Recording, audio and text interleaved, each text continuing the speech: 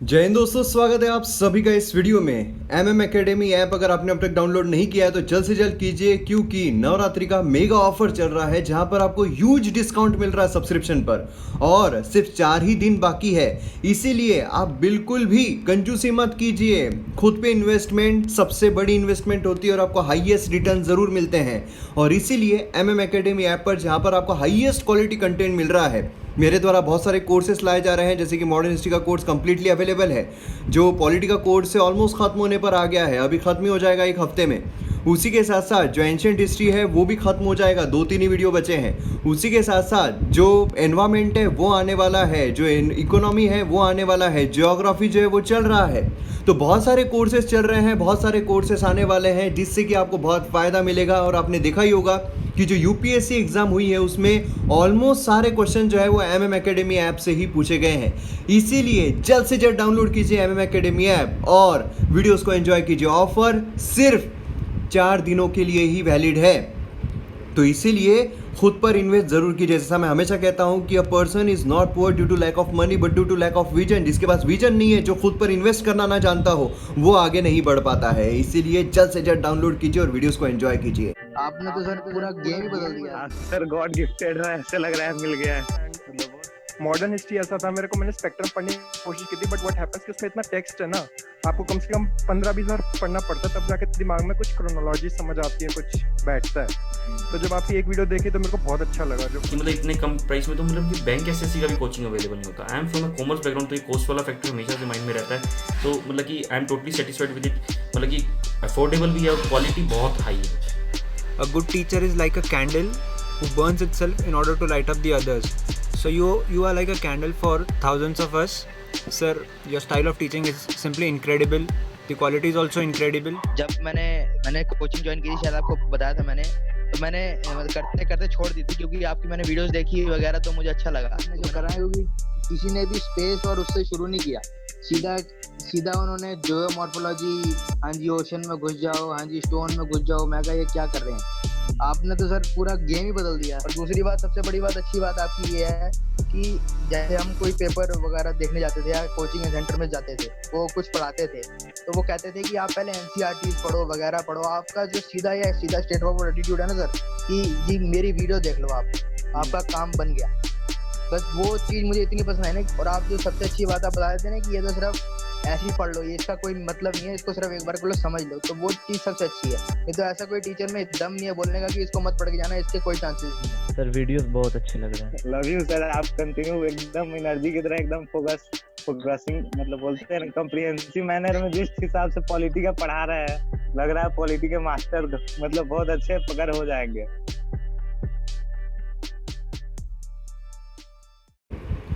आज हम यहाँ पर 21 अक्टूबर का जो एनालिसिस है वो देखने वाले हैं। आप मुझे फेसबुक, इंस्टाग्राम पर फॉलो कर सकते हो। उसी के साथ साथ आप मुझे टेलीग्राम पर भी फॉलो कर सकते हो। टेलीग्राम पर फॉलो करने से आपको बहुत फ़ायदा मिलेगा, वीडियो अपडेट्स तो मिलते ही हैं। उसी के साथ साथ जो एमएम एकेडमी ऐप है उससे भी रिलेटेड अपडेट्स मिल जाते हैं, और जो न्यूज़पेपर की पीडीएफ है वो भी मिल जाती है। जो हमारा ये वाला लेक्चर होता है इसकी पीडीएफ मिल जाती है। और उसी के साथ साथ कौन बनेगा आईएएस सीरीज़ जो है, इसमें हम पीआईबी, एआईआर, ये सब करंट अफेयर जो होते हैं ये सब एमसीक्यू फॉर्म में कवर करते हैं, जिससे कि आपका करंट अफेयर बहुत अच्छी तरीके से हो जाए।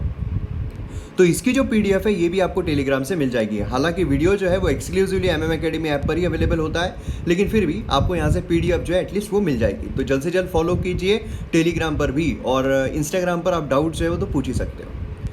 तो आइए यहाँ पर हम मैप बेस्ड एक्सरसाइज देखते हैं। तो ये जो मैप बेस्ड एक्सरसाइज है इसमें ये कंट्री कौन सी है ये आपको बताना है। जी हाँ, मैं जानता हूँ कि कल भी मैंने यही कंट्री के बारे में पूछा था, लेकिन जो मुझे डिज़ायर्ड जो आंसर चाहिए थे वो नहीं मिले थे। इसीलिए मैं यहाँ पर आपको फिर से बोल रहा हूँ कि सभी पार्टिसिपेट कीजिए, इससे आप ही का फ़ायदा होगा। देखिए ये सब मेरे लिए नहीं कर रहा हूँ, ये आप ही के लिए कर रहा हूँ, है ना। तो इसीलिए आप अगर लिखोगे तो बहुत ज़्यादा फ़ायदा मिलेगा। 3 तरीके के लोग होते हैं। एक होते हैं जो बहुत ज़्यादा डेडिकेटेड होते हैं और जो भी अपॉर्चुनिटी मिलती है उसमें वो खुद को इम्प्रूव करना चाहते हैं। वो कंप्लीट जो यहाँ पर कमेंट सेक्शन में उनके जवाब है आपको कंप्लीट मिलेंगे। बहुत सारे ऐसे लोग हैं, मैं लाइक भी करता हूँ। तो ऐसे कंप्लीट लोग जो है वो देखने को मिलते हैं जो पूरा आंसर लिखते हैं। दूसरे तरीके के होते हैं जो थोड़े इग्नोरेंट होते हैं, जो मतलब सिर्फ पढ़ लेंगे, हाँ कमेंट में अच्छा ये है, पढ़ लेंगे, लिखेंगे नहीं, ठीक है। वो मतलब ऐसे हैं कि जो प्रीलिम्स है वो क्लियर कर लेंगे लेकिन मेंस क्लियर नहीं कर पाएंगे। और तीसरे तरीके के होते हैं कंप्लीट इग्नोरेंट, मतलब वो ना ही ये देखते हैं ना ही ये तो सब मुझे आता है, मतलब इतना ये समझ लेना तो वो फिर मतलब अटेम्प्ट सब चले जाते हैं। नहीं तो आप पे डिपेंड करता है कि आपको इनमें से क्या बनना है। तो इसलिए सिर्फ देखिए मत, आप यहाँ पर कीजिए। लगे तो जो वीडियो है उसको डिसलाइक कर दीजिए, लेकिन कमेंट ज़रूर कीजिए क्योंकि इससे आपका फ़ायदा होगा। अब यहाँ पर हम आते हैं एक्सप्लेन सेक्शन पर। एक्सप्लेन सेक्शन में हमें बहुत इंटरेस्टिंग और इंपॉर्टेंट आर्टिकल्स देखने को मिलते हैं, जैसे कि इंडिया यूएस डिफेंस डील। ये बहुत इंपॉर्टेंट है, इसमें एक्स्ट्रा क्या किया जा रहा है उसके बारे में हम बात करने वाले हैं। उसी के साथ थाईलैंड में जो गवर्नमेंट प्रोटेस्ट चल रही है उसके बारे में भी देखने को मिल रहा है। देखिए कुछ दिनों से मैं यहाँ पर न्यूज़पेपर के जो हमारे आर्टिकल्स आते हैं इसकी सेपरेट वीडियो पोस्ट नहीं कर रहा हूँ। जैसे मैं आपको बोलता था कि क्या होता है कभी कभार अगर आपको न्यूज़पेपर पता नहीं है कि कौन से दिन में कौन सा वो आर्टिकल आया था, इसलिए मैं पहले कैसे क्या करता था कि जो सेपरेट ऐसा ये सेक्शन सेपरेट भी मैं अपलोड कर दिया करता था। तो अब मैं ऐसा करूँगा, यहाँ पर जो इम्पॉर्टेंट होते हैं, मतलब सभी नहीं लेकिन जो इम्पॉर्टेंट होते हैं वो मैं कर दूँगा। तो जिससे क्या होगा कि अगर आप कभी फ्यूचर में भी सर्च कर रहे हो तो आपको इजीली वो जो वीडियो है वो मिल जाएगा। क्लियर है? तो यहाँ पर हम ये वाला और ये वाला आर्टिकल जो है देखने वाले हैं। उसी के साथ आइडियाज़ पेज और एडिटोरियल पेज हम देखते हैं। उसमें हमें यहाँ पर ये वाला आर्टिकल जो है काफ़ी इंपॉर्टेंट देखने को मिलता है, इकोनॉमी से रिलेटेड है। ये वाला जो आर्टिकल है पुलिस रिफॉर्म की बात कर रहा है। तो पुलिस रिफॉर्म के बारे में हमने ऑलरेडी जो आर्टिकल है वो देखा हुआ है, लेकिन फिर भी यहाँ पर हम कुछ पहलुओं के बारे में जानने की कोशिश करेंगे और देखेंगे क्या है। यहाँ पर जो पेंडेमिक है उसके बारे में बात की जा रही है। उसी के साथ यहाँ पर अगर आप देखोगे तो ये भी हमारा आर्टिकल जो है हमारे लिए इम्पोर्टेंट नहीं है। ये वाला जो है ये बिहार में, उसके बाद पॉलिटिकल आर्टिकल हमें देखने को मिल रहा है। आइए यहाँ पर हम जानने की कोशिश करते हैं इंडिया यूएस डिफेंस डील के बारे में। ये आपको जीएस पेपर 2 जो है इसमें काफ़ी ज़्यादा हेल्प कर सकता है, क्योंकि अक्सर आपको इंटरनेशनल रिलेशंस पर क्वेश्चन जो है वो पूछ लिए जाते हैं। और अगर आप इंडियन फॉरेन सर्विस की प्रिपरेशन कर रहे हो तो उसमें तो आपको बहुत इंपॉर्टेंट है, क्योंकि जब भी ऐसी फॉरेन विजिट्स होती है किसी की भी, प्रधानमंत्री की हो, डिफेंस मिनिस्टर की हो, है ना, तो उसमें जो आईएफएस ऑफिसर होता है इसका बहुत बड़ा योगदान होता है। वो यहाँ पर जो भी चीज़ें उसको चाहिए, मतलब जो भी चीज़ें करानी है वो सारी चीज़ें यहाँ पर देखते हैं। उसी के साथ जो दोनों के बीच में बातें होने वाली है ये भी चीज़ों के बारे में देखा जाता है। तो ये चीज़ आपको पता रहना बहुत ज़रूरी है। तो इसीलिए जब आप इंडियन फॉरेन सर्विस की प्रिपरेशन कर रहे हो तो उसमें आपको रुचि जो है वो इंटरनेशनल रिलेशन में बहुत रहनी चाहिए कि इसके साथ कौन से पैक्ट हो रहे हैं। क्योंकि जब भी आपको कोई कंट्री में भेजा जाए, अगर आपको यूएसए में भेज दिया गया कि आप यूएसए में एज ए एम्बेसडर जा रहे हो, तो फिर आपको उसके बारे में पता रहना चाहिए, हमारा रिलेशन कैसे हैं वो पता रहना चाहिए, हमने कौन कौन से डील साइन की है इसके बारे में आपको नॉलेज रहना चाहिए, है ना। मतलब अगर वहाँ पर आप गए और वहाँ पर जो ऑफिशियल्स हैं उन्होंने बोल दिया कि यू नो व्हाट, कोमकासा is not doing very well, तो आप बोलोगे हैं क्या कोमकासा क्या, मतलब ऐसा हो जाएगा, तो वो नहीं होना चाहिए ना। तो यहाँ पर आपको पूरी इन्फॉर्मेशन, मतलब स्टार्टिंग से लेकर अब तक कौन कौन से हमारी डील्स हुई है वो सबके बारे में इन्फॉर्मेशन रहना ज़रूरी है। तो जब हम यहाँ पर बात करते हैं इंडिया यूएस के बारे में, तो इंडिया यूएस जो है वो 2+2 डायलॉग आपने सुना होगा। 2+2 मिनिस्ट्रियल मीटिंग जो है वो हमें देखने को मिलती है, और ये जो है ये प्रिपेयर हो रही है, मतलब अभी फिर से 2+2 मीटिंग जो है वो होनी है। अब इसमें हमें एक्सटर्नल मिनिस्टर जो है जयशंकर, उसी के साथ हमारे डिफेंस मिनिस्टर जो है Rajnath Singh, US secretary of the state जो है, उसी के साथ डिफेंस सेक्रेटरी जो है, ये हमें यहाँ पर देखने को मिलने वाले हैं। मतलब अक्टूबर 26-27 तक हमें जो मीटिंग है वो देखने को मिल सकती है। अब 2+2 डायलॉग जो है ये एक इम्पॉर्टेंट चीज़ हो जाती है कि 2+2 डायलॉग है क्या। तो ये जो है ये एक डायलॉग होता है। मतलब डायलॉग मतलब क्या, ये तो मतलब आप बोलोगे सर ये तो आप ऐसी बात बोल रहे हो, विंटर सीजन क्या होता है, जो सीज़न विंटर में आता है उसे विंटर सीजन कहते हैं। तो यहाँ पर 2+2 डायलॉग क्या है, ये डायलॉग है। डायलॉग मतलब क्या है कि यहाँ पर बातें जो है, वार्तालाप जो है वो होती है, ठीक है। खासकर जो डिफेंस फॉरेन मिनिस्टर्स है, सेक्रेटरीज है, वो यहाँ पर मिलते हैं और फिर यहाँ पर हाईएस्ट लेवल मैकेनिज्म पर बातें होती है। मतलब किस तरीके से हम और हमारे रिलेशंस को बेहतर बना सकते हैं, किस तरीके से दोनों कंट्रीज जो है वो म्यूचुअल कोऑपरेशन के साथ एक दूसरे को ऊपर अपलिफ्ट कर सकती है, ये हमें यहाँ पर देखने को मिलता है। इंडिया जो है ऐसे डायलॉग ऑस्ट्रेलिया के साथ भी हमें देखने को मिले हैं, है ना। और उसी के साथ साथ यहाँ पर अगर आप देखोगे यूएस के साथ काफ़ी बार हमें यहाँ पर देखने को मिला है। पहली बार हमें 2018 में इस तरह का डायलॉग जो है वो देखने को मिला था। यूएस ऐसी मिनिस्टर डायलॉग जो है वो ऑस्ट्रेलिया के साथ, जापान के साथ भी हेल्ड करता है। तो इंडिया जो है वो इकलौता ऐसा देश नहीं है। तो अगर आपको ऐसा क्वेश्चन आ जाए कि India is the only country जिसके साथ यूएसए जो है वो इस तरह का डायलॉग रखता है, तो वो स्टेटमेंट गलत रहेगा। अब यहाँ पर हम आते हैं जो डायलॉग होने वाला है, ठीक है। पहले जो हुए हैं उसके बारे में बात करेंगे, अभी जो होने वाला है उसके बारे में बात करेंगे। यहाँ पर बेसिक आइटम जो रहने वाला है इस एजेंडा में वो रहने वाला है basic exchange and cooperation agreement. ये पैक्ट जो है काफ़ी इंपॉर्टेंट रहेगा मिलिट्री इम्प्लीकेशंस के लिए। तो अब यहाँ पर ये क्या है इसे हम आगे जाने की कोशिश करेंगे, लेकिन लास्ट 2 मीटिंग्स जो हमने देखी थी उसमें लेमो बोलिए कोमकासा बोलिए ये साइन किए गए थे, और ये दोनों काफ़ी इंपॉर्टेंट है। अगर हम देखते हैं स्ट्रेटेजिक पॉइंट ऑफ व्यू से बहुत ज़्यादा इंपॉर्टेंट है। अब ये जो बेका रहने वाला है ये एक एसेंशियल जो फाउंडेशन है वो बिल्ड करने वाला है दोनों के मिलिट्री कोऑपरेशन में। तो अब सवाल आपके मन में ज़रूर आ रहा होगा, आप काफ़ी आतुरता से आप बोल रहे होंगे कि यार बेका क्या है, बेका क्या है, बेका क्या है, बताओ, है ना। तो आइए यहाँ पर बेका क्या है वो देख लेते हैं। बेका क्या है, basic exchange and cooperation agreement. ये आपको फुल फॉर्म जो है वो पता रहना चाहिए। फुल फॉर्म क्या होता है, कभी कभार अगर आप group B, group C, group D के एग्जाम की प्रिपरेशन कर रहे हो तो उसमें नीति आयोग, उसी के साथ साथ ये जो बेका है, कोमकासा है, इनके क्या होता है कभी कभार आपको सीधे फुल फॉर्म जो है वो पूछ लिए जाते हैं फैक्चुअल क्वेश्चंस के इसमें।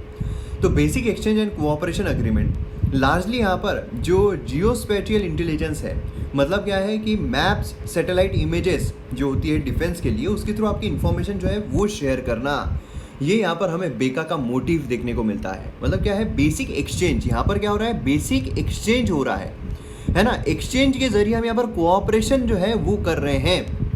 मतलब फ़र्ज़ कीजिए कि अगर हमें यहाँ पर कोई चीज़ जो है उसके बारे में जानकारी चाहिए कि यहाँ पर क्या है, यहाँ पर क्या रखा हुआ है, वहाँ पर क्या रखा हुआ है, तो हम यहाँ पर इसकी मदद ले सकते हैं। यूएसए जो है वो हमारी मदद करेगा। अब वॉर जब होता है, खासकर वॉर के टाइम पर काफ़ी इंपॉर्टेंट रोल प्ले करते हैं, क्योंकि हमारे जो नेविगेशंस है, हमारे नेविगेशंस अगर फेल हो गए, हमारे नेविगेशन में अगर कोई प्रॉब्लम आ गई, हमारे नेविगेशन अगर सही तरीके से नहीं बता पा रहे हैं कि कौन से वैली में जो दुश्मन है वो छुपा हुआ है, तो फिर ये वाला जो इन्फॉर्मेशन रहेगी, ये इन्फॉर्मेशन हमारे लिए बहुत इंपॉर्टेंट रह सकती है, जिससे कि दुश्मनों का छप्पा हम यहाँ पर पता लगा सकते हैं और फिर छैया कर सकते हैं।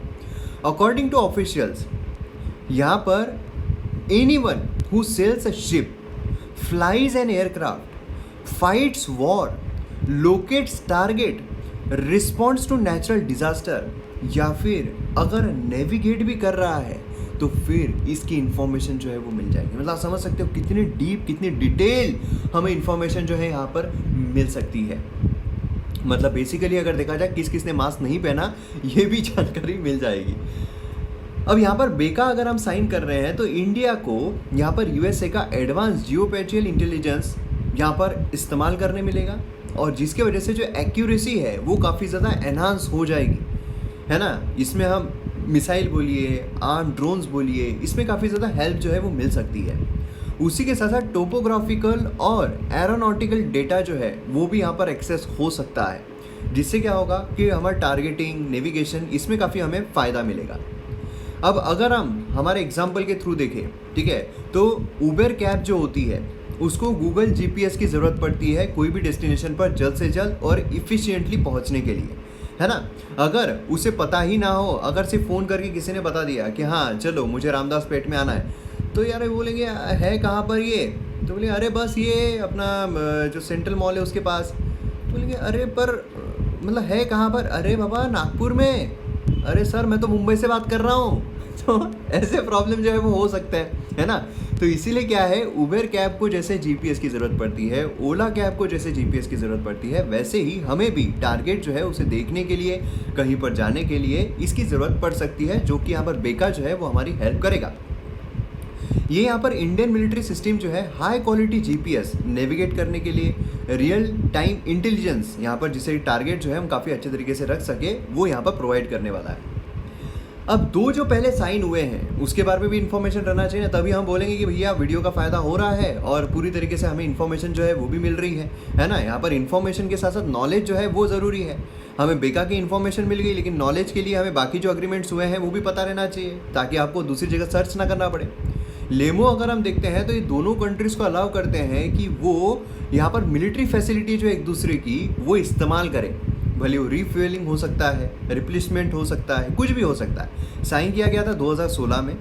अब यहाँ पर अगर आप सिंपलिस्टिक टर्म में देखो तो कोई आपका फ्रेंड है, ठीक है, मतलब going to a friend's garage, आप उसके गैराज में जा रहे हो, वर्कशॉप में जा रहे हो, जिससे कि भैया अपनी कार जो है वो रिफ्यूल किए जा सके, या फिर अपना जो कार में कोई भी अगर प्रॉब्लम आता है तो आप सॉल्व कर लो। आप कहीं पर जा रहे हो, लॉन्ग ड्राइव पर जा रहे हो आपकी किसी के भी साथ, तो फिर उसके बाद आपका जो गाड़ी है उसमें कुछ फेलियर आ गया, आप आपके दोस्त के गैराज में जा रहे हो, वहाँ पर अच्छा कर रहे हो, है ना। लेकिन इसमें क्या होगा, इसमें ये होगा कि आपकी गाड़ी की इन्फॉर्मेशन जो है वो उसको मिल जाएगी, क्योंकि जब वो सुधार रहा है आपकी गाड़ी को तो उसकी टेक्नोलॉजी पता चलेगी या नहीं चलेगी, है ना।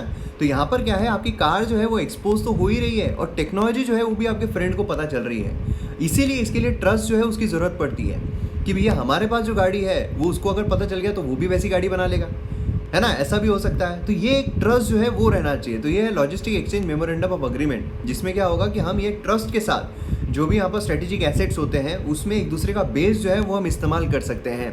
इससे भी काफ़ी ज़्यादा फ़ायदा मिल सकता है, क्योंकि क्या होता है कि जो मिलिट्री बेस है वो अगर इस्तेमाल करने को मिल जाए तो फिर यहाँ पर जो दुश्मन है उसके को हरा भी जा सकता है। अब यहाँ पर नेक्स्ट आता है communications compatibility and security agreement, जिसे हम कॉमकासा कहते हैं। कॉमकासा जो है ये क्या करता है, ये यूएस को अलाउ करता है कि वो इंडिया को एनक्रिप्टेड कम्युनिकेशन इक्विपमेंट जो है वो प्रोवाइड करे, ठीक है, जिससे कि Indians and US military commanders, aircraft, ships वो यहाँ पर कम्युनिकेट कर सकते हैं वॉर के टाइम पर। तो ये काफ़ी इंपॉर्टेंट होता है एनक्रिप्टेड कम्युनिकेशन। एनक्रिप्टेड कम्युनिकेशन का मतलब क्या होता है कि जो भी कम्युनिकेशन हो रहा है अगर कोई ट्रेस भी कर ले, अगर कोई ट्रैक भी करने की कोशिश करे तो उसको समझ में ना आए।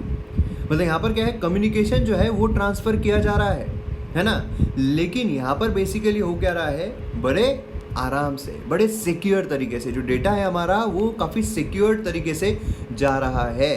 तो ये एक चीज़ काफ़ी इंपॉर्टेंट है, जिससे कि दुश्मन को पता ही ना चले कि भैया बात क्या हो रही है ना। अक्सर ऐसा होता है ना कि हम जब फॉरेन कंट्री में जाते हैं तो जब बात कर रहे हैं तो हम हमारी लैंग्वेज में अगर बात करें तो हम कुछ भी बात कर सकते हैं, मतलब उसको समझ में भी नहीं आता है। तो ये चीज़ यहाँ पर हमें देखने को मिलती है। सिग्निफिकेंस, अब सिग्निफिकेंस क्या होगा तीनों ही एग्रीमेंट्स का। यहाँ पर बेका जो है वो होने वाला है, बाकी कॉमकासा, लेमो जो है वो हो चुका है। लेमो जो है ये है कि one partner trust the other, है ना, क्योंकि यहाँ पर वैल्यूएबल एसेट जो है उसका एक्सपोजर यहाँ पर होने वाला है। कॉमकासा मतलब क्या है कि यहाँ पर जो एनक्रिप्टेड सिस्टम है उस पर रिलाय कर रहे हैं, जिससे कि दो मिलिट्रीज जो है वो एक दूसरे से कनेक्ट करे, एक दूसरे से बात करे, एक दूसरे से खुफिया बातें कर रही है। बेका मतलब क्या है, हाईली क्लासिफाइड इन्फॉर्मेशन जो है रियल टाइम में शेयर करना बिना बीइंग कॉम्प्रोमाइज्ड, कि भैया हम तुमको सब कुछ बता रहे हैं, बिल्कुल आप टेंशन ही मत लो। कहाँ पर गुड्डू भैया छुपे हैं, कहाँ पर मुन्ना भाई छुपे हैं, कहाँ पर कालीन भैया छुपे हैं, सब कुछ यहाँ पर आपको इन्फॉर्मेशन जो है वो मिल जाएगी। क्लियर है। तो ये हमें सिग्निफिकेंस इसका हमें देखने को मिलता है। अब यहाँ पर आप देख सकते हो कि यूएसए जो है, यूएसए एंड इंडिया ये दो में इतनी बड़ी बड़ी डील्स हो रही है, इतनी ज़बरदस्त ट्रस्ट जो है वो दिखाया जा रहा है। तो इससे इंडिया को फ़ायदा होगा क्या, बिल्कुल होने वाला है। क्योंकि अगर आप देखोगे चाइना जो है वो इस तरह की हरकतें कर रहा है ना। जो LAC है, ये क्या है LAC, ये क्या है LOC। LOC आता है पाकिस्तान की तरफ, LAC आता है चाइना की तरफ। और LAC और LOC में डिफरेंस क्या है, LOC ये है डिमार्केटेड, LAC ये है नॉन डिमार्केटेड। डिमार्केटेड का मतलब क्या होता है कि ये गवर्नमेंट की तरफ से ऑथराइज्ड है कि हाँ भैया ये लाइन है, और ये अभी तक डिमार्केटेड नहीं है। दोनों कंट्री अपने अपने बेसिस पर देख रही है कि हाँ भैया ये लाइन है, ये लाइन है, ये लाइन है, ये लाइन है। क्लियर है। तो ये चीज़ हमें एक डिफरेंस जो है वो देखने को मिलता है। उसी के साथ साथ आप देखोगे पेंगोंग लेक जो है ना, तो इसमें भी काफ़ी ज़्यादा झड़प जो है वो चल रही है। और इस तरह की वैली रीजन है, तो इसलिए कौन कहाँ पर छुपा हुआ है, इससे इंडिया को काफ़ी ज़्यादा फ़ायदा जो है वो मिल सकता है। यूएसए का क्या मोटिव हो सकता है। अब चाइना जो है वो पूरे एशिया में अपना जो दबदबा है वो बनाने की कोशिश कर रहा है। और उसी के साथ साथ जो इंडिया है, इंडिया चाइना का दुश्मन है। अब इंडिया चाइना का दुश्मन तो है, तो इससे यूएसए जो है उसका फ़ायदा हो सकता है। लेकिन उसी के साथ साथ जो रशिया है, रशिया से हम मोस्ट ऑफ दी चीज़ें जो है वो लेते हैं। अगर हम डिफेंस इक्विपमेंट्स की बात करें तो हम रशिया से लेते हैं। तो यूएसए को क्या चाहिए, क्योंकि कोई भी कंट्री जो है, कोई भी कंट्री वो इतने इक्विपमेंट्स क्यों बनाती है, इतने भारी भर के इक्विपमेंट्स क्यों बनाती है, जिससे कि दूसरी कंट्रीज जो है वो उनसे परचेस करें, वो उनसे बाय करें, है ना, जिससे कि उनका बिजनेस हो। यूएसए चाहता है कि भैया रशिया के जो इक्विपमेंट्स है उससे इंडिया जो है वो दूर चला जाए। ठीक है, ये वो चाहता है। अब सो फार इंडिया जो है वो यहाँ पर S-400 air defence missile system जो है परचेस कर रहा है रशिया से। अब यहाँ पर जो अमेरिकन्स है वो चाहते हैं कि यार पूरी तरीके से इंडिया जो है हम पर डिपेंडेंट हो जाए। हमारी दोस्ती है ना, दोस्ती में यार ऐसे दोस्ती यारी में ऐसा धोखा नहीं होना चाहिए यार, हमारे दुश्मन से तुम खरीद रहे हो यार, गलत है, ऐसा नहीं होना चाहिए। ठीक है, तो ये चीज़ हमें यहाँ पर देखने को मिलती है। और उसी के साथ साथ यहाँ पर अगर बाकी जियोपॉलिटिक्स देखें तो उसमें भी यूएसए जो है उसको काफ़ी ज़्यादा फ़ायदा जो है वो मिल सकता है। क्लियर है। तो ये चीज़ें काफ़ी ज़्यादा इंपॉर्टेंट है। तो अब मैं उम्मीद करता हूँ कि आपको यहाँ पर इंडिया यूएस डिफेंस डील जो है अच्छी तरीके से समझ में आ गई होगी और 2+2 डायलॉग क्या होता है ये भी आपको समझ में आ गया होगा। यहाँ पर बात करते हैं थाईलैंड में जो प्रोटेस्ट हो रहे हैं इसके पीछे का कारण क्या है, क्या मांग हो रही है, क्यों प्रोटेस्ट हो रहे हैं, क्या इसके पीछे के रीजंस है, ये सारी चीज़ें हम यहाँ पर जानने की कोशिश करेंगे। ये हमारे जीएस पेपर 2 के लिए काफ़ी ज़्यादा इंपॉर्टेंट हो जाता है क्योंकि आपको इंटरनेशनल रिलेशंस के पॉइंट ऑफ व्यू से ऐसे क्वेश्चंस जो है वो एग्ज़ाम में आ जाते हैं और यहाँ पर भी जो इंडियन फॉरेन सर्विस की प्रिपरेशन कर रहे हैं उनको यहाँ पर काफ़ी ज़्यादा सतर्क रहने की ज़रूरत होती है क्योंकि जब भी ऐसा होता है तो फिर कहीं ना कहीं जो प्रतिक्रियाएं हैं अलग अलग कंट्रीज से वो आती है और जब भी ऐसी कोई चीज़ होती है तो इंडिया से भी प्रतिक्रियाएं जाती है तो इंडिया ने क्या प्रतिक्रिया देना चाहिए ये डिपेंड करता है कि हमारे उनके रिलेशन क्या है। ये सारे पर्सपेक्टिव से देखना पड़ता है किसी भी न्यूज़ आर्टिकल को, किसी भी टॉपिक को, जिससे कि हम हमारे लाइफ में कैसे इम्प्लीमेंट करें। हम अगर IFS ऑफिसर हो, हम अगर IAS ऑफिसर हो, हम अगर IPS ऑफिसर हो, तो जो सिचुएशन वहाँ पर चल रही है, जो न्यूज़ हम यहाँ पर पढ़ रहे हैं, तो वो सिचुएशन में अगर हम एडमिनिस्ट्रेटर हो तो हम किस तरीके का रुख अपनाएंगे। हम तो ये पढ़ रहे हैं कि दंगे हो रहे हैं, ये हो रहे हैं, वो हो रहे हैं, लेकिन हम जिस एग्ज़ाम की प्रिपरेशन कर रहे हैं हमें ये सूट नहीं करता है कि हम ये बोल रहे हैं कि यार वहाँ दंगे हो रहे हैं, ये हो रहा है, वो हो रहा है, वो हो रहा है। हमारा अप्रोच रहना चाहिए कैसे हम सुधार सकते हैं, कैसे सिचुएशन बेटर हो सकती है, कैसे हम इस सिचुएशन को अच्छा बना सकते हैं, ये इंपॉर्टेंट होता है। तो हमेशा जब भी कोई न्यूज़ आर्टिकल देखो तो इस पर्सपेक्टिव से देखो, इस अप्रोच से देखो कि आप उसको सुधारोगे कैसे, है ना, क्योंकि आप उस भीड़ का हिस्सा नहीं हो, आप उस भीड़ को संभालने वाले एडमिनिस्ट्रेटर बनने जा रहे हैं। तो ये चीज़ आपको हमेशा ध्यान में रखना है। अब देखिए, for last several months Thailand जो है उसमें प्रो डेमोक्रेसी डेमोन्स्ट्रेशन जो है, प्रोटेस्टर जो है वो यहाँ पर देखने को मिल रहे हैं जो कि डिमांड कर रहे हैं कि यहाँ पर मोनार्की जो है उसे रिफॉर्म कर देना चाहिए। क्लियर है। करंट वेव जो है प्रोटेस्ट की वो बिगेस्ट हमें देखने को मिल रही है रिसेंट टाइम्स में। अब यहाँ पर आप थोड़ा मैप में देख सकते हो कि थाईलैंड आता कहाँ पर है। तो इधर हमें म्यांमार जो है वो देखने को मिलता है, तो बट ऑब्वियसली यहाँ हमें इंडिया देखने को मिलेगा। उसी के साथ साथ यहाँ पर हमें अंडमान सी जो है ये देखने को मिलता है और यहाँ पर हमें थाईलैंड जो है ये देखने को मिलता है। थाईलैंड, उसी के साथ साथ यहाँ पर इंडोनेशिया है, तो आप यहाँ पर आप देख सकते हो मलेशिया है। तो आप यहाँ पर अंदाज़ा लगा लीजिए कि यहाँ पर हमें कौन सा स्ट्रेट जो है वो देखने को मिल रहा होगा। यहाँ पर है गल्फ ऑफ सियाम, यहाँ पर है साउथ चाइना सी। साउथ चाइना सी जो है ये भी कंटिन्यूसली न्यूज़ में रहता है। यहाँ पर हमें वियतनाम जो है वो देखने को मिलता है, लाओस देखने को मिलता है, कंबोडिया देखने को मिलता है, यहाँ पर म्यांमार देखने को मिलता है।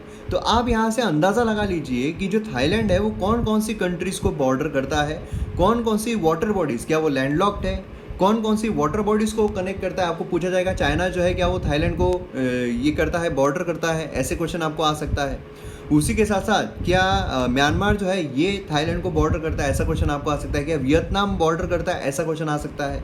तो इसलिए आपको सभी क्वेश्चंस के लिए तैयार रहना बहुत ज़्यादा ज़रूरी है। यहाँ पर हमें फुकेट जो है ये देखने को मिलता है, काफ़ी डेस्टिनेशन है, टूरिस्ट डेस्टिनेशन है। खासकर अगर हम बैंकॉक और पटाया देखते हैं, ये दोनों ही जगह पर, यहाँ पर भी मैं गया था, तो काफ़ी अच्छा डेस्टिनेशन है। अगर आपको मतलब एज कूल पर्सपेक्टिव से एंजॉय करना है, तो कूल मतलब क्लाइमेट कूल नहीं होता है, लेकिन खुद को वाना भी कूल टाइप का एंजॉय करना है, तो ये चीज़ हमें यहाँ पर देखने को मिलती है। थाईलैंड की बहुत ज़्यादा ज़रूरी है। तो अब यहाँ पर हम पॉलिटिकल सिस्टम अगर देखते हैं थाईलैंड में, तो थाईलैंड में 70 मिलियन हमें बुद्धिस्ट जो है वो देखने को मिलते हैं। मतलब बुद्धिस्ट मेजॉरिटी कंट्री जो है वो थाईलैंड हमें देखने को मिलती है। थाईलैंड में पहले एब्सोल्यूट मोनार्की जो है वो हुआ करती थी, ठीक है, और उसके बाद 1932 में कॉन्स्टिट्यूशनल मोनार्की में कन्वर्ट हो गया। उसके बाद हमें 1947 में, मतलब जब हमें आज़ादी मिली थी, जब हमें इंडिपेंडेंस मिला था, उस टाइम पर वहाँ पर कूप जो है वो हुआ। थाईलैंड जो है वो यहाँ पर मिलिट्री के द्वारा रूल किया गया मोस्ट ऑफ द पार्ट्स, ठीक है। सिंस 2001 कंट्री की जो पॉलिटिक्स है वो यहाँ पर सपोर्टर्स, डिक्टेटर्स, इसके बीच में हमें देखने को मिल रही है। क्लियर है। तो ये चीज़ काफ़ी ज़्यादा इंपॉर्टेंट है। और उसी के साथ यहाँ पर एग्जाइल जो है वो भी देखने को मिला था पीएम का। फिर उसके बाद क्या हुआ है, ओवर द डेकेड मिलिट्री जो है उसने यहाँ पर काफ़ी बार जो क्रैकडाउन है वो किया है। फिर अक्टूबर 6, 1976 को student led pro democracy protest जो है वो भी देखने को मिली है, क्योंकि आसपास डेमोक्रेटिक कंट्रीज़ रहने के बाद स्टूडेंट जो है उनको भी ऐसा लगता है कि यार मोनार्की जो है वो नहीं रहना चाहिए, जो डेमोक्रेसी है वो यहाँ पर रहना चाहिए। डेमोक्रेसी अगर सस्टेन होती है, मतलब जनता का रूल जो है वो रहना चाहिए। तो ये हमें देखने को मिले और कई सालों से चलता आ रहा है। जैसे हमने देखा है 1976 में भी हमें देखने को मिला था, जहाँ पर कई लोगों की डेथ भी हुई थी। 2010 में अगर हम देखते हैं तो ओवर 2000 जो है उन्हें अरेस्ट कर दिया गया था। 90 जो लोग हैं वो यहाँ पर मारे गए थे क्लैश में। करंट रूलर अगर हम देखते हैं ये यहाँ पर किंग बनते हैं दिसंबर 2016 में, और चान ओचा यहाँ पर ये एंडोर्स किए गए हैं किंग के द्वारा। ये यहाँ पर मतलब समझ लीजिए 2019 के इलेक्शंस के दौरान काफ़ी मतलब घपलत जो है वो देखने को मिली, और उसने खुद को यहाँ पर अनेबल कर दिया कि वो पावर में रहे। अब यही यहाँ पर हुआ कि भैया हमको जो चाहिए, जनता बोल रही है हमको जो यहाँ पर पावरफुल इंसान चाहिए, हमको जो यहाँ पर हमारे ऊपर रूल करने वाला चाहिए, ये दूसरा ही बनता जा रहा है और अपनी इससे बनता जा रहा है ना। तो ये करंट सिचुएशन में क्या हो रहा है कि डेमोन्स्ट्रेशन जो है वो यहाँ पर शुरू हो गए हैं। क्यों शुरू हुए हैं? क्योंकि यहाँ पर डिस्क्वालिफिकेशन जो है अपोजिशन पॉलिटिशियन का वो यहाँ पर देखने को मिला है। अब देखिए नाम वाम जो होते हैं ना, ऐसे होते हैं कि आपको ना ही कहीं लिखने की ज़रूरत है और ना ही कहीं पढ़ने की ज़रूरत है, इसलिए पढ़ो भी मत, मेहनत लगाओ मत।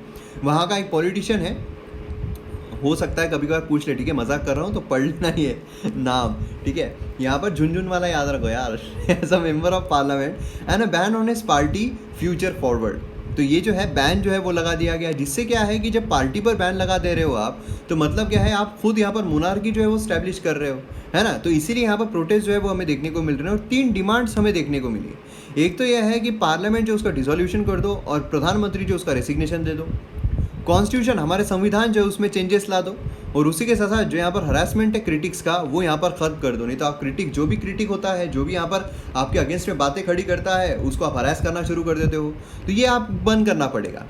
बाकी ग्रुप जो उन्होंने भी यहाँ पर प्रोटेस्ट को ज्वाइन कर लिया है। अब उनकी डिमांड जो है, जब बाकी ग्रुप ज्वाइन कर लेते हैं तो उनकी डिमांड जो है वो भी इंक्रीज़ हो जाती है। जैसे कि LGBT और वुमेन के अधिकार है उसको यहाँ पर एक्सपांड कर दो, एजुकेशन जो है उसमें रिफॉर्म लेकर आओ, मिलिट्री जो है उसमें रिफॉर्म लेकर आओ, जो इकोनॉमी है उसमें इम्प्रूवमेंट ला दो, है ना। उसी के साथ साथ डेमोन्स्ट्रेशन में हमें बहुत सारी जो लिस्ट है, डिमांड्स है, वो यहाँ पर देखने को मिल रही है, जिसमें हमें किंग नॉट एंडोर्सिंग फर्दर कूप्स, ठीक है। उसी के साथ यहाँ पर रॉयल ऑफिस जो है एबॉलिश कर दो, जो नेशनल बजट एलोकेशन है किंग को वो यहाँ पर रिड्यूस कर दो, और उसी के साथ साथ यहाँ पर जो मोनार्की को क्रिटिसाइज कर रहा है उसके साथ जो यहाँ पर प्रोसिक्यूट किया जाता है, उनको जो यहाँ पर पकड़ा जाता है, उनके अगेंस्ट में जो यहाँ पर चार्जेस लगाए जाते हैं, वो भी सिस्टम यहाँ पर ख़त्म होनी चाहिए, जिससे कि हमें यहाँ पर आज़ादी मिले, किसकी बोलने की आज़ादी मिले, हमको क्रिटिसाइज करने की आज़ादी मिले, हमें यहाँ पर डेमोक्रेसी को सस्टेन करना है, हमें यहाँ पर प्रो डेमोक्रेसी जो है वो चाहिए। ये सारी करंट सिचुएशन में हमें देखने को मिलता है। गवर्नमेंट का रिस्पांस क्या रहा है? गवर्नमेंट जो है उन्होंने यहाँ पर इसे खत्म करने की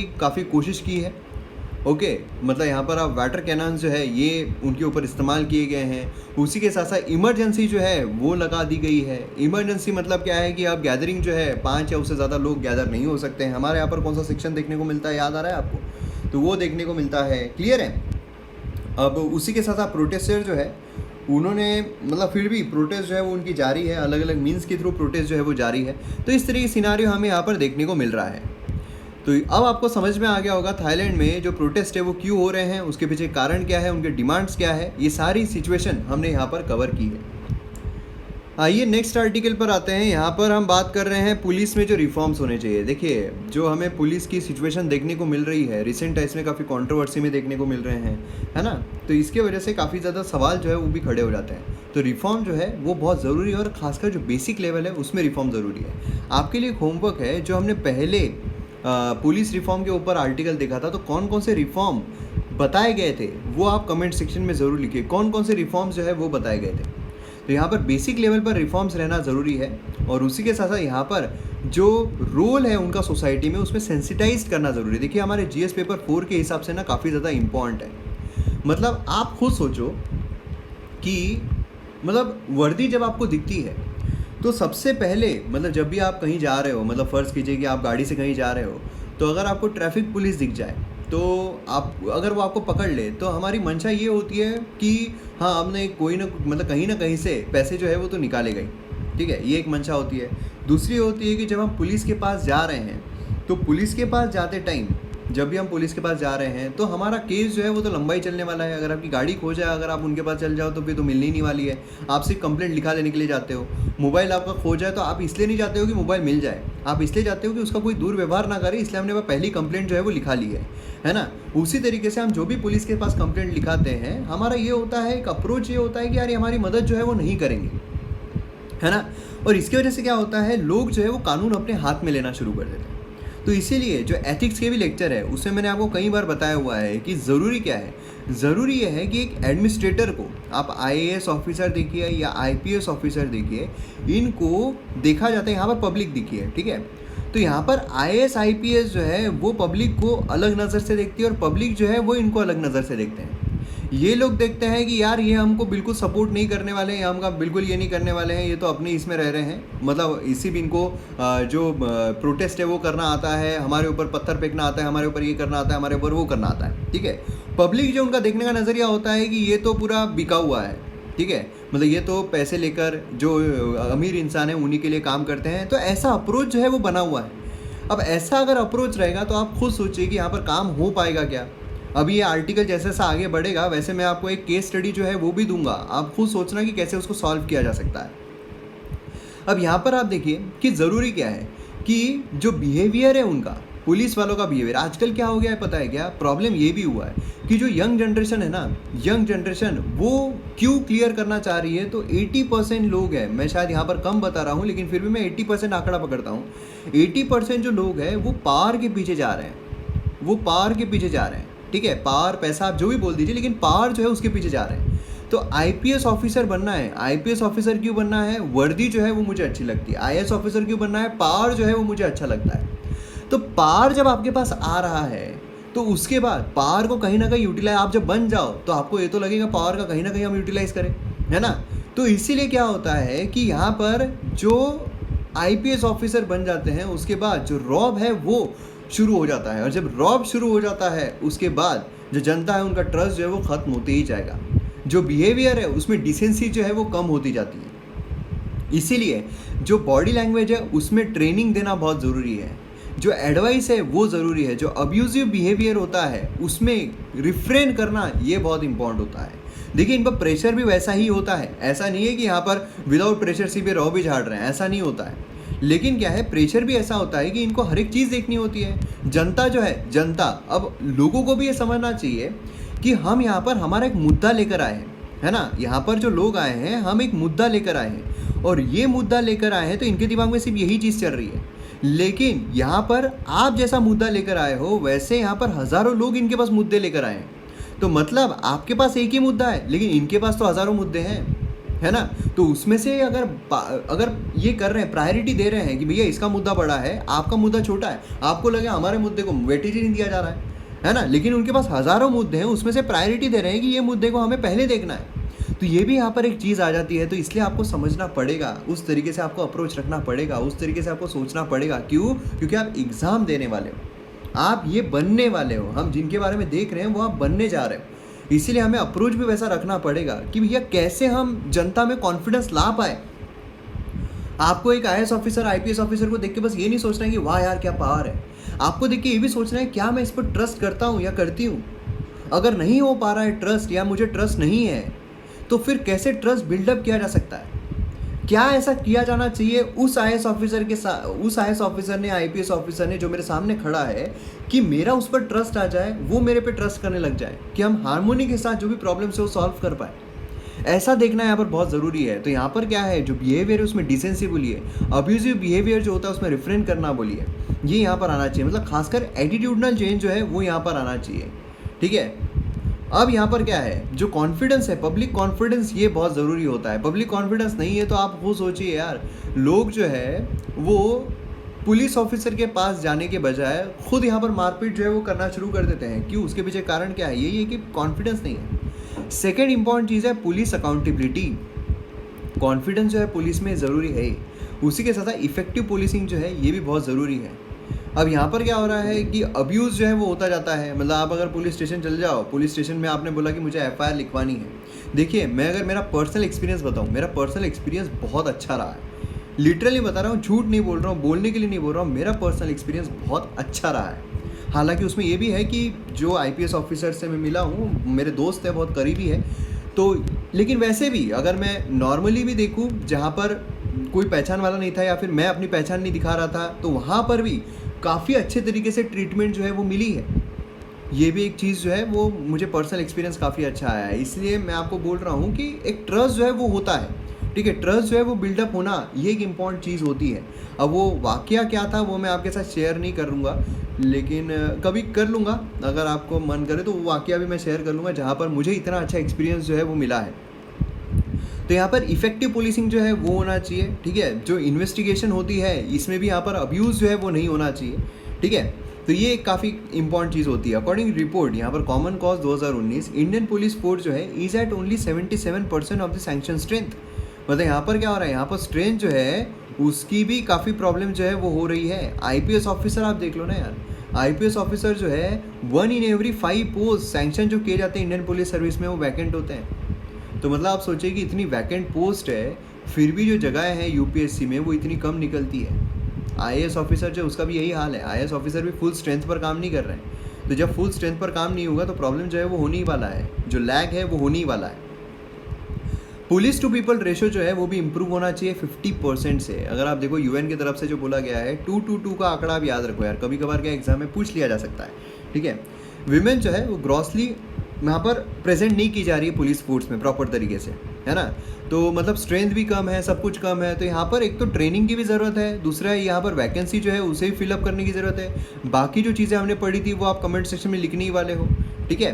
तो ये चीज़ काफ़ी ज़्यादा इंपॉर्टेंट है। तो मैंने 3 जो एग्जाम्पल्स दिए थे, 3 तरीके के जो एस्पिरेंट्स होते हैं उनके एग्जाम्पल दिए थे। अगर आप सबसे लास्ट वाले हो, मतलब सबसे इग्नोरेंट हो, तो भी आप कोशिश कीजिए कि यहाँ पर सेकंड लेवल पर आकर थोड़े जो कमेंट है जो टॉप वाले भर रहे हैं वो आप लिख लो, पढ़ लो एटलीस्ट, ठीक है। तो नेक्स्ट यहाँ पर आते हैं लेन ड्राइविंग एंड कोड। देखिए ये एकदम शॉर्ट में हम समझने की कोशिश करेंगे क्योंकि आप सभी को चीज़ पता ही है क्या हो रहा है, ठीक है। इंडिया में अगर आप देखोगे ₹144 लाख करोड़ जो है बैंक डिपॉजिट्स है और 110 लाख करोड़ जो है वो बैंक लोन पॉसिबल हो सकते हैं।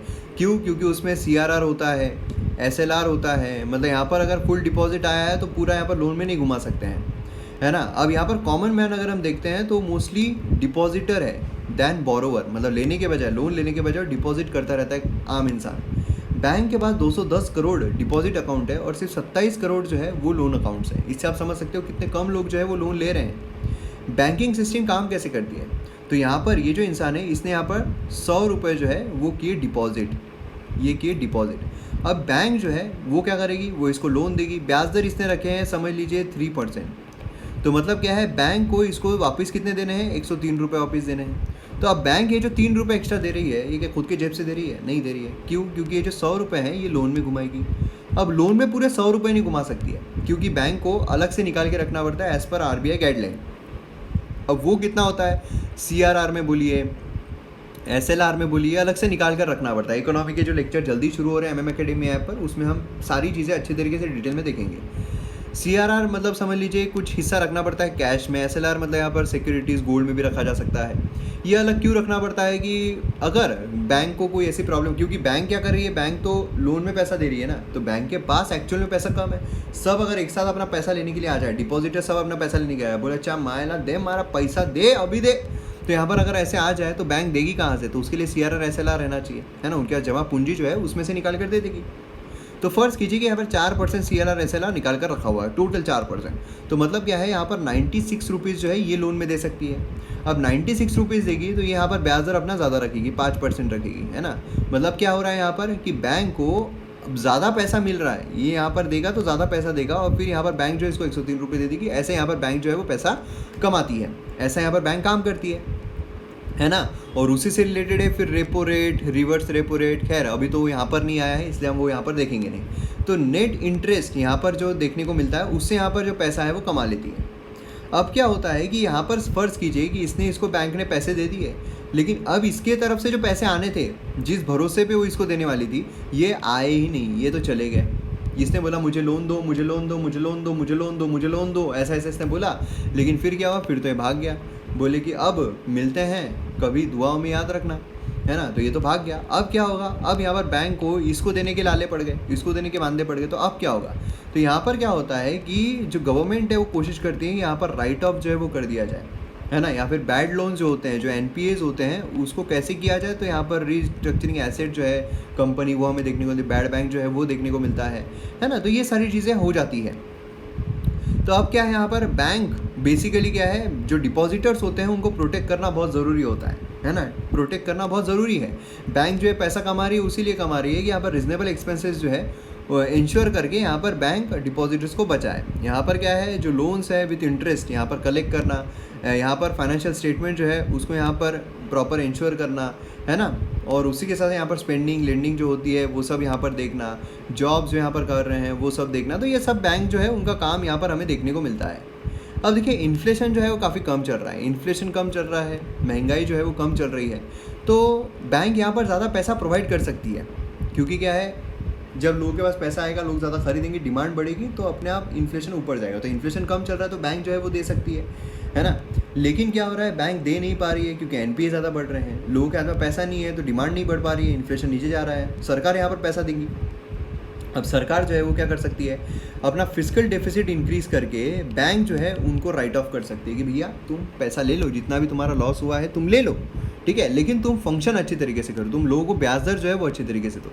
तो यहाँ पर इंटरेस्ट जो है वो वेव कर दिए जाते हैं, लोगों के जो लोन लिए हैं लोगों ने वो वेव ऑफ कर दिए जाते हैं। आपने देखा होगा फार्मर को लोन वेवर जो है अक्सर दिया जाता है जब भी इलेक्शंस आने वाले होते हैं, लेकिन उससे कोई फ़ायदा होता है क्या? नहीं होता है। सरकार की तिजोरी जो है वही ख़त्म होती जाती है ना। मतलब आप खुद सोचिए, ₹2 लाख करोड़ जो है फ्रेश इक्विटी लास्ट 2 ईयर्स में नेशनलाइज बैंक की 40 times ministry of skill budget.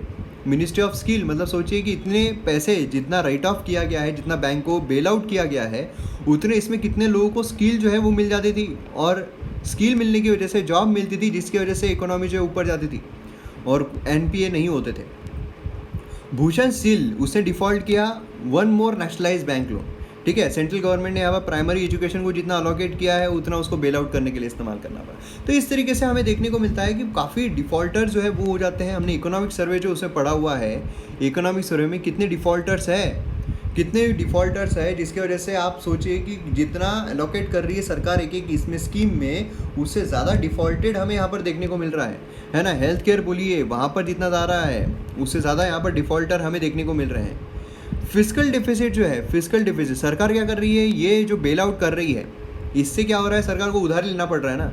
मतलब आप सोचिए कि आपकी जो इनकम है वो है 1000 रुपये और आपका खर्चा, नॉर्मली खर्चा जो है वो है 2000 रुपये, मतलब अब आपको 1000 रुपये जो है वो लेना पड़ेगा उधार। लेकिन क्या हुआ कि आपकी जो गर्लफ्रेंड है उसने कोई लोन ले ली थी, ठीक है।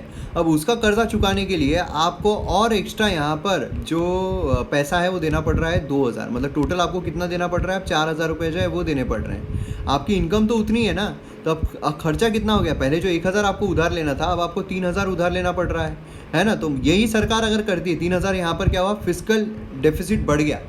अब ये बढ़ गया तो अगर इसी से अगर कंट्री रिच बनती थी तो हर कंट्री रिच रहती थी भैया, कोई भी कंट्री गरीब नहीं रहती थी, कि उधार लेने में क्या है, उधार लेने में तो कोई भी ले लेगा, है ना। तो इसीलिए यहाँ पर बहुत ज़रूरी है कि आप रिसोर्सेज आपके कैसे इस्तेमाल करते हो, स्टेट कैपेसिटी कैसे इस्तेमाल करते हो, ये सब के लिए बहुत ज़रूरी होता है। तो यहाँ पर सिटीजन जो है उनको राइज होना ज़रूरी है और उसी के साथ साथ यहाँ पर क्वेश्चनिंग करना ज़रूरी है कि कब तक आप ये सब चीज़ें करते रहोगे, कब तक आप जो वल्नरेबल सेक्शन है उनको उनके नाम पर आप बेल आउट जो है वो करते रहोगे, लेकिन एक्चुअल में वल्नरेबल सेक्शन को उससे कोई फ़ायदा हो नहीं रहा है, ठीक है। ये चीज़ यहाँ पर काफ़ी ज़्यादा इंपॉर्टेंट हो जाती है। अब यहाँ पर नेक्स्ट आता है एनजीटी जो है उसका यहाँ पर आ रहा है एक इम्पॉर्टेंट। तो एनजीटी के बारे में आपको इन्फॉर्मेशन रहना, नेशनल ग्रीन ट्रिब्यूनल के बारे में इन्फॉर्मेशन रहना चाहिए। ये एक स्पेशलाइज बॉडी है, सेटअप की गई नेशनल ग्रीन ट्रिब्यूनल एक्ट 2010, मतलब एक स्टैट्यूटरी बॉडी है। और उसी के साथ यहाँ पर जो केसेस होते हैं एनवायरमेंट प्रोटेक्शन से रिलेटेड, फॉरेस्ट से रिलेटेड, वो यहाँ पर डिस्पोज करते हैं। इंडिया जो है वो 3rd कंट्री बन जाता है एनजीटी को स्टैब्लिश करने के बाद पूरी दुनिया में, जिसने इस तरीके एनवायरमेंट ट्रिब्यूनल बनाया है, ऑस्ट्रेलिया और न्यूजीलैंड के बाद। अब यहाँ पर एनजीटी जो है 5 प्लेसेस है, न्यू दिल्ली प्रिंसिपल प्लेस है, बाकी जगह पर भी हमें देखने को मिलता है। ये सारे एक्ट्स है जिसके तहत केसेस जो है वो हैंडल करती है, वाइल्ड लाइफ प्रोटेक्शन एक्ट में नहीं करती है, ये आपको ध्यान में रखना है, क्लियर है। तो यहाँ पर आप अगर आपने MM Academy ऐप डाउनलोड नहीं किया है तो जल्द से जल्द कीजिए, 4 ही दिन बाकी है, दिन बहुत कम है और जो प्रोडक्ट है वो काफ़ी हाईएस्ट आपको मिलने वाला है, इसलिए बिल्कुल संकोच मत कीजिए, एक बार ट्राई करके देखिए। मैं आपको बोल रहा हूँ कि आप बिल्कुल निराश नहीं होंगे। तो जल्द से जल्द डाउनलोड कीजिए MM Academy ऐप को, जो लिंक है वो कमेंट सेक्शन, डिस्क्रिप्शन दोनों ही जगहों पर मिल जाएगी। तो मिलते हैं अगले वीडियो में, जय हिंद।